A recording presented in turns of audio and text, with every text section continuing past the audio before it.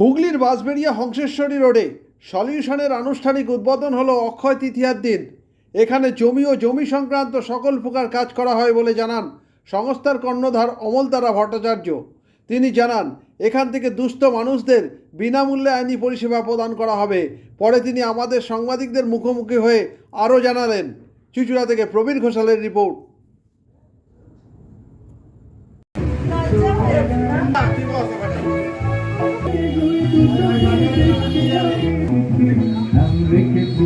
আমরা বাঁশবেড়িয়া হংসেশ্বরী রোডে সলিউশন একটা প্রতিষ্ঠান করেছি। এই প্রতিষ্ঠানে আমরা দুস্থ ব্যক্তিদের বিভিন্ন ইভেন্টের কাজ, সেই সঙ্গে রয়েছে ইলেকট্রিক, ক্যাটারিং এবং মাল্টিপারপাস পরিষেবা। আমাদের মধ্যে রয়েছে সোলার সিস্টেমের ব্যবস্থা। আপনারা জানেন বর্তমান পরিস্থিতিতে বিদ্যুতের বিল যা হচ্ছে, সেক্ষেত্রে সকলের বিদ্যুৎ পরিষেবা পুরোপুরি চালানো সম্ভব নয়। সেক্ষেত্রে বিকল্প হিসেবে সোলার সিস্টেমটা উঠে এসছে। আমরা সোলার সিস্টেমের এখানে প্রতিস্থাপনের ব্যবস্থা করছি।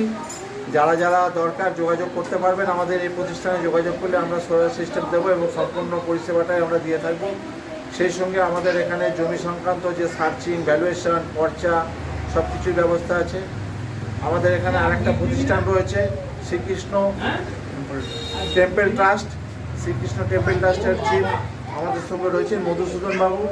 আমাদের বিএলআরও পরিষেবায় রয়েছেন সুদীপ দেববর্মন এবং সলিউশনের সম্পূর্ণ পরিচালনাটা আমার মাধ্যমে হয়ে থাকবে এবং আগামী দিনে আমরা মানুষকে যতটা পারবো সুযোগ সুবিধা দেওয়ার এবং পরিষেবা দেওয়ার চেষ্টা করব।